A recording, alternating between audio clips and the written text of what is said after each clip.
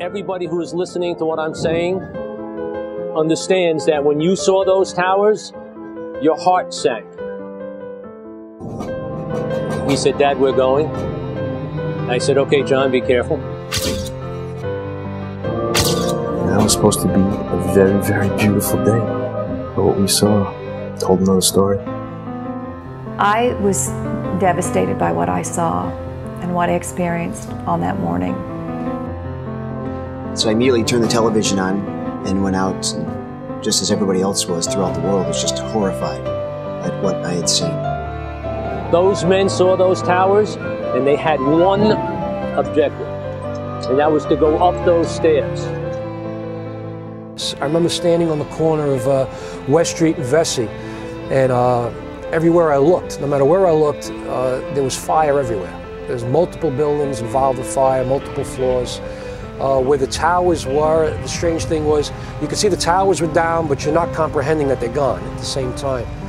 And I just remember constantly bringing myself to grips with this is reality, it's not a movie, and I have to work. And that whole part, the beginning of the operation, my heart was in my throat. Finally, I got a phone call, I would say around 10:30.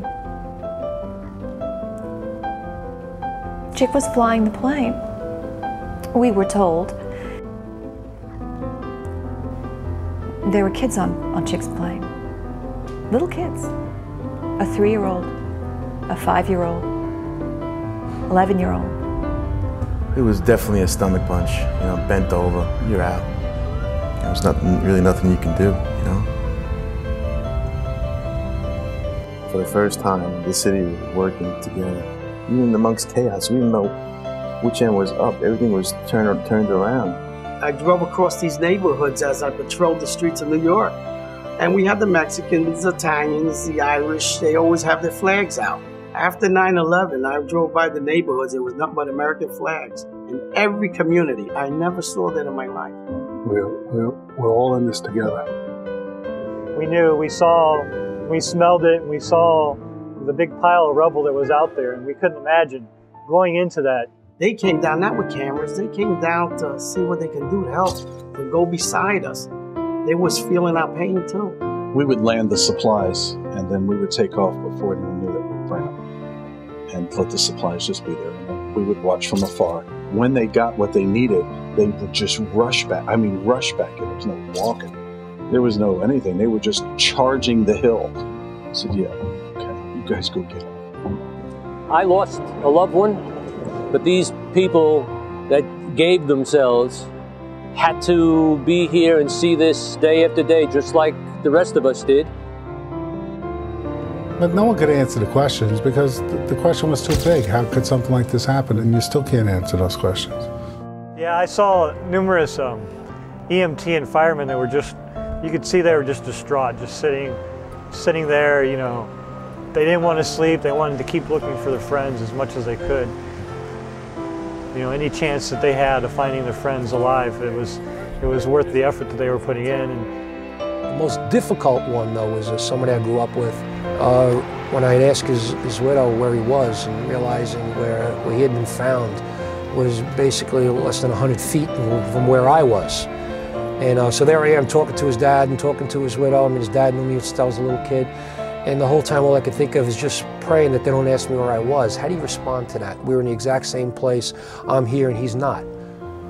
You know, I mean, this one firefighter, he was a retired firefighter, and he lost his son in the trade center, who went back up to try to help somebody get out, and they didn't make it.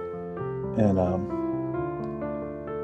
you know, I talked to him every day. He was there every single day. He was doing 18 or 20 hours. And then he would just sleep at the respite center for a few hours, then go back in. Lee came in, did his 12 hours, and as he was leaving, would swap packs with a fellow firefighter and go right back in. He didn't stop. Well, my sole commitment and my son's sole commitment was finding Jonathan. Being part of the New York City Fire Department, myself and a number of other dads and brothers were able to work on the site looking for their loved ones. Dads. That's a special bunch of guys without attitude. They were there for each other, you know, waiting till the next one found their son. And I said, you know, do you feel better today? I mean, how you doing? He goes, I find my son. He said, it'll be over. He said, I'm gonna find my son. I'm gonna walk away. They found his son in the first week of December. My son Brendan and I and some of the men from his company, Squad 288, picked him up, carried him up the hill, put him in an ambulance, brought him up to the morgue, and we brought him home and put him to bed at home.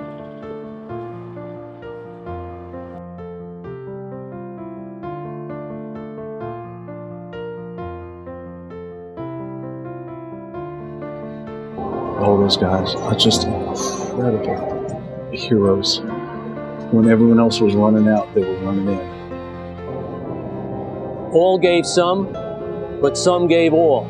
343 knew what they were going into. They went up those stairs, and they're still going up.